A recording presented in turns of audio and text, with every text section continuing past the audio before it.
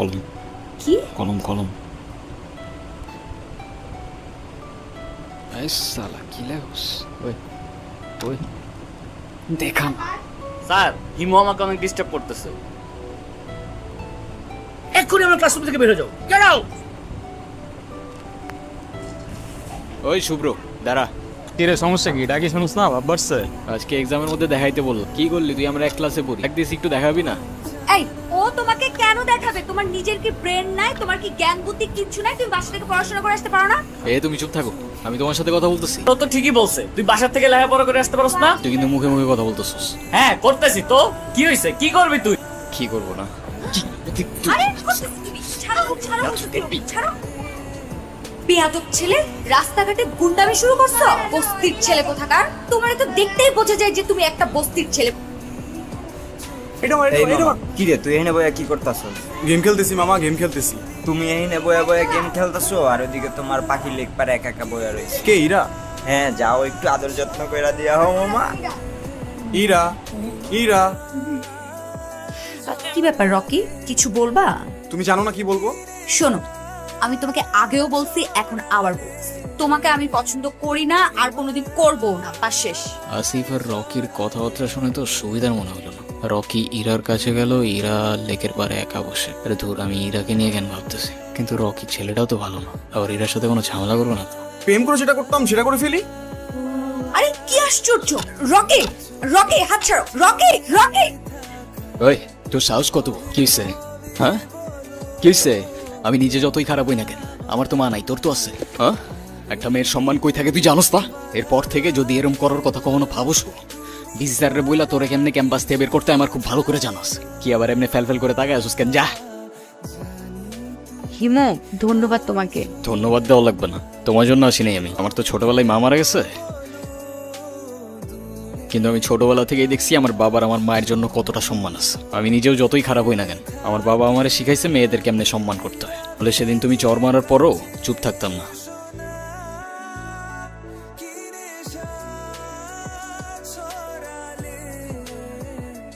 এই হিমু শোনো না। কি হয়েছে? তুমি আমার রাস্তা আটকাচ্ছ কেন? তোমার সাথে আমার কোনো কথা নাই। আচ্ছা তুমি এরকম রেগে যাচ্ছ কেন? সেদিনের ব্যবহারের জন্য আমি এক্সট্রিমলি সরি। সরি। তুমি আমার কাছে মাপ চাচ্ছ কেন? তুমি কোনো দোষ করছো? প্লিজ আমাকে এবারের মতো ক্ষমা করে দাও। আচ্ছা ঠিক আছে, মাফ করলাম। তাহলে আমরা এখন ফ্রেন্ডস। আচ্ছা ফ্রেন্ডস। এই হিমু, তুমি বাদামের খোসা সহ কেন খাচ্ছ? বাদামের খোসা ছাড়াইতে আমার কাছে ঝামেলা মনে হয়। আর এমনিও এভাবে বাদাম খাওয়ার মধ্যে আলাদা একটা ফ্লেভার আছে।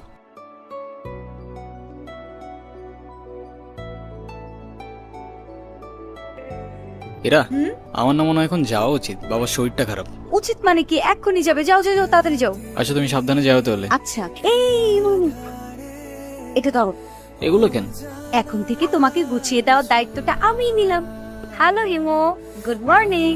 কি ব্যাপার, এত সকাল সকাল কল দিছো কেন? কি? এটা এত সকাল? সকাল 9টা বাজে। 10টার দিকে আমাদের ক্লাস শুরু হয়ে যায়।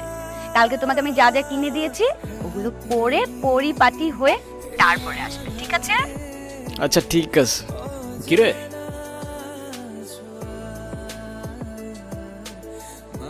কি নিয়ে হাসাহাসি করতেছস তোরা? কিরে মামা, সূর্য কি আজকে পশ্চিমে উঠছে নাকি উত্তরে উঠছে?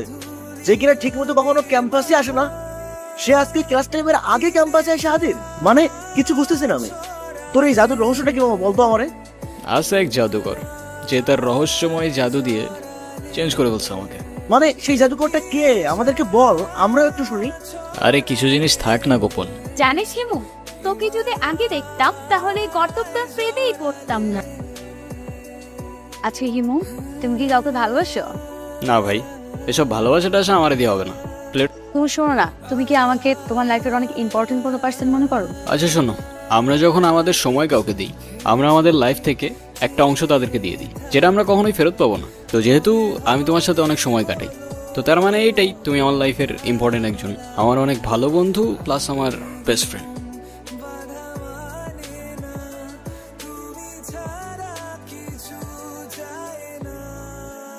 ও তোমার জন্য একটা জিনিস আনছি।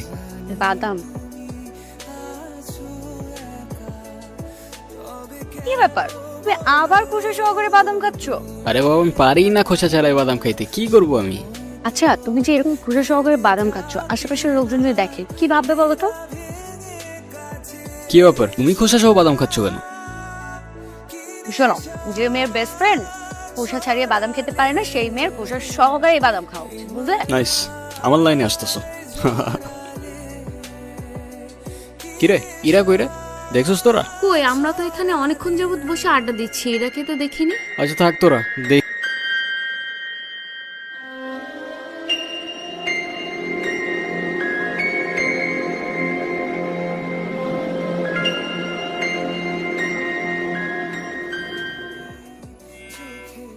হ্যালো হিমু, আমি এতদিন তোমাকে কতগুলো কল দিছি, কল ধরো নাই কেন? কি হয়েছে তোমার? আরে তোমাকে আমি সব বলবো। তোমাকে একটা গুড নিউজ দেওয়ার আছে। আগামীকাল সন্ধ্যায় দেখা করতে পারবে? হ্যাঁ পারবো, আমারও তোমাকে অনেকগুলো কথা বলার আছে, কিন্তু কোথায় দেখা করতে আসবো? কোথায় দেখা করতে হবে টেক্সট করে জানিয়ে দেব। আজ রাখি তাহলে, আগামীকাল দেখা হচ্ছে। আচ্ছা, এতদিন কোথায় ছিলা তুমি? তোমাকে আমি পাগলের মতো বুঝছি এই কয়দিন। হিমু, মাঝে মাঝে কিন্তু হারিয়ে যাওয়া মেন তো কিছু না, ভালো। কিন্তু তুমি আমাকে পাগলের মতো কেন খুঁজছিলে? আছে কিছু কারণ। আরে কি কারণ বলবা তো বাবা, আচ্ছা এত লুকোচুরি করে কি আছে? আমারটা বাদ দাও, তুমি না বললা কি একটা গুড নিউজ আছে, ওটা বলো। আছে একটা কারণ, শেষ কথাটা না হয় শেষেই বললাম। শেষের কথা মানে বুঝলাম না। তোমার বুঝতে হবে না, বলো তুমি যেটা বলতে চেয়েছো বলো। আমি তোমাকে ভালোবাসি ইরা। ভালোবাসি মানে? হ্যাঁ ইরা, আমি তোমাকে ভালোবাসি। হিমুর জীবনে ইরা না আসলে এই জীবন কখনো পসিবলই হইতো না। I love you Ira. দেখো ইমো, আমি তোমাকে আমার ফ্রেন্ড ছাড়া কখনোই কিছু ভাবিনি। দেখ না, এটা না যে আমি তোমাকে ভালোবাসতাম। তাছাড়া ইমো, আমার বিয়ে ঠিক হয়ে গেছে, আর এই কথাটাই আমি তোমাকে বলতে এসেছি। আজকের পর থেকে আর কোনো দিন তুমি আমার লাইফে ব্যাঘাত ঘটাবে না। আমাদের আর কোনোদিন দেখা হবে না। ভালো থেকো। প্রত্যেকটা মানুষের জীবনেই এমন একজন আসে যেখানে এলোমেলো জীবনটা গুছিয়ে দিয়ে যায়, কিন্তু সেই গোছানো মানুষটাকে ধরে রাখার মতো সাহস বা ক্ষমতা নিয়ে কেউই আসে না।